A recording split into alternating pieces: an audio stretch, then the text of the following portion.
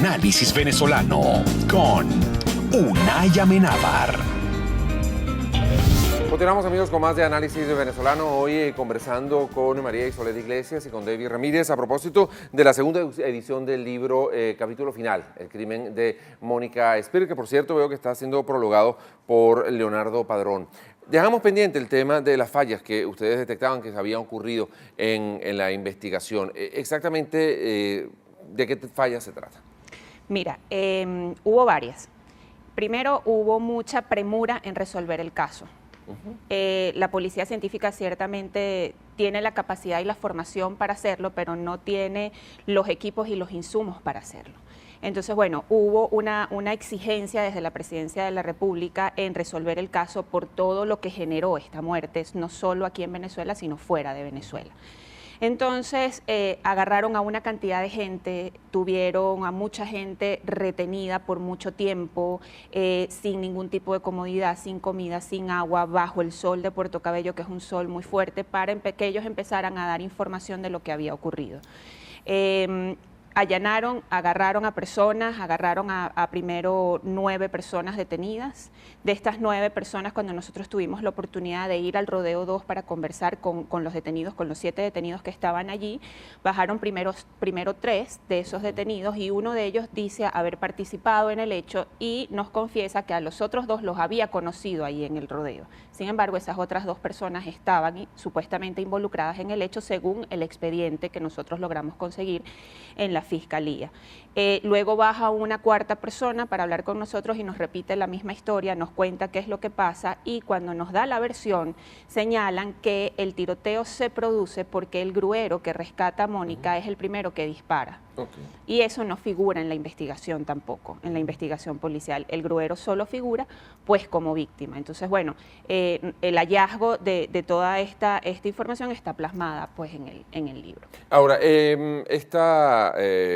digamos, ustedes tienen acceso tanto al expediente como a los propios involucrados en un principio de este hecho. Ante esa realidad, en definitiva, entonces, ¿a quién creerle, no? Porque el expediente dice que una cosa, los propios delincuentes dicen otra. ¿Cómo quitar pues, la paja de toda esa historia para tener un acercamiento más certero a lo que fueron los hechos? Yo creo que fue clave el proceso de investigación que hicimos Marisol y yo desde el primer momento cuando sucede lamentablemente la muerte de Mónica. El día siguiente yo estaba en Puerto Cabello, en el sitio específico, y uno allí comienza, porque y esto es claro, que cuando uno tiene tantos años haciendo una fuente, uno se convierte en un investigador criminal más. Claro, lógico. Entonces ya tú te das cuenta de que hay algo que no te está dando buen olor ahí dentro de la investigación. Yo sí decía, oye, aquí hay algo extraño que me pasa con el gruero, porque incluso lo tenía enfrente y no me dejaban hablar con él. Y, por supuesto, un caso de trascendencia nacional e internacional te determinaba que el único testigo clave del momento era el segruero. O sea, yo tenía que hablar con él. El gruero y la niña. Sí, la niña que no sé si estaba dormida en ese momento, o si pudieron en algún momento, ella pudo declarar, porque además es una niña muy pequeña. Claro, no, y la niña estaba herida, la había llevado al hospital, o sea, estaba bajo resguardo. Pero el gruero que estaba en el momento, ese gruero, era clave para preguntarle algo, o sea, que nos dijera algo. Y resulta que no, siempre se mantuvieron herméticos, que no se puede hablar con el gruero, que es... Pero resulta que días después, cuando ya uno se va ahondando un poco más en la investigación, descubrimos en pasillos de 6CPC de que había algo extraño allí y que aparentemente el gruero había negociado. Entonces, cuando decidimos con la investigación, dijimos, este es nuestro reto. Pero el gruero, digamos, ¿era cómplice de toda esa operación o él negoció para que lo dejaran por fuera para evitarse problemas? Exacto, porque... Si nosotros nos avalamos la tesis que nos dan los primeros 4 delincuentes, que un año después la ratifica el último delincuente detenido, entonces decimos que ahí hubo corresponsabilidad directa desde parte del gruero, porque como dicen los delincuentes, si él no dispara, nosotros nos disparamos, porque ya los habíamos robado. Entonces te das cuenta del nivel de corresponsabilidad que tiene el gruero, porque él, intentando hacer como espantar a los delincuentes, dispara y ellos responden a un disparo. Entonces existe el tiroteo cruzado y lamentablemente cae Mónica y Tomás en ese sentido. Sí. Entonces, ¿qué nos enteramos nosotros? Que cuando conseguimos esta versión y ya teníamos por debajo cuerda toda la parte extraoficial de que el gruero abiertamente se había negociado con 6CPC para que no lo metieran en el paquete de la investigación, sino que figurara como víctima, entonces ese hallazgo está dentro del libro, bien explicado y bien detallado. Nosotros, y lo decimos con mucha propiedad, nosotros, una vez que lanzamos la primera edición en septiembre del año pasado, recibimos muchas amenazas de la familia del gruero. diciéndonos que nos iban a ir muertos en algún momento, que nos iban a denunciar, que ellos no se iban a quedar así, porque nosotros aparentemente habíamos manchado la imagen del gruero. Y no fue así. Nosotros somos un medio de investigación que ahí está detallado, porque quienes lo denuncian a él, incluso en juicio, son los propios delincuentes que están condenados a 26 años de prisión. La información que ustedes manejan en el libro, ¿la llegaron a publicar en los medios de comunicación donde ustedes trabajan? No, no. Información, digamos, exclusiva, original para la publicación. Y no lo sacaron en su momento, ¿por qué? ¿Hubo algún tipo de presión también de parte de los medios que no se quería que se ahondara demasiado? Mira, en ese momento yo estaba de permiso no remunerado en el Universal y Davis sí estaba en la planta pues ejerciendo sucesos allí, y a Davis no lo dejaron publicar porque no era una información extraoficial. Y luego cuando ya teníamos pues la declaración de estos personajes, pues ya estábamos comprometidos con el producto editorial, porque ya habíamos firmado un contrato. Entonces dijimos, bueno, ¿qué hacemos?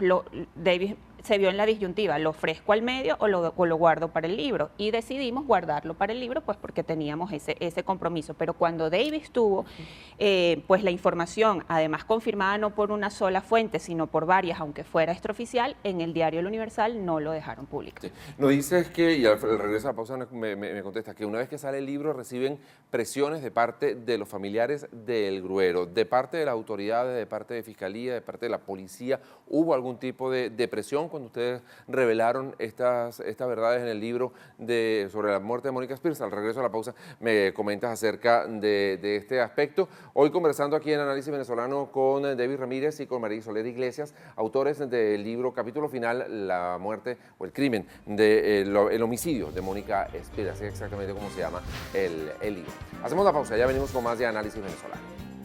Análisis Venezolano con Unay Amenábar. Quality Engines te presenta estos modelos disponibles en su lote de vehículos.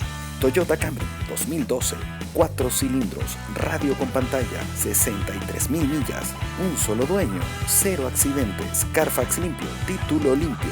Puede ser tuyo por $220 al mes. Toyota Corolla Sport 2013, paquete deportivo, rines de aluminio, 58,000 millas, un solo dueño, 0 accidentes, Carfax limpio, título limpio. Puede ser tuyo por solo $232 al mes. Volkswagen Golf 2012, versátil, bueno en gasolina, 60,000 millas, un solo dueño, 0 accidentes, Carfax limpio, título limpio. Puede ser tuyo por $193 al mes. Si mencionas este anuncio, te regalamos un set de alfombras y un GPS con la compra de tu vehículo. Recuerda, nosotros somos el banco. Si tienes crédito en Venezuela, tienes crédito con nosotros. Quality Engines.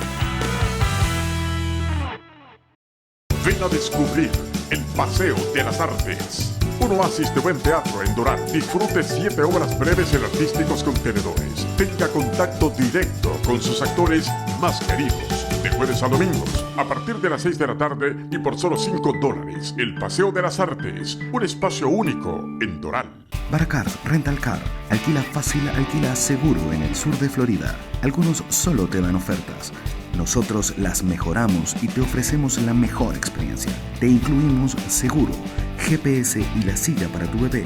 Te buscamos y te dejamos personalmente en el aeropuerto.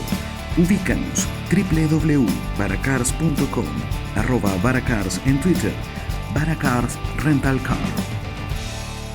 Delimperio.com, tu portal de entretenimiento. Todo sobre los mejores eventos en el sur de Florida. Entérate de lo que viene, porque en delimperio.com lo tenemos todo. Teatro, fiestas, conciertos, moda, música y cine. Búscanos en delimperio.com. En Instagram, @delimperio. Delimperio.com.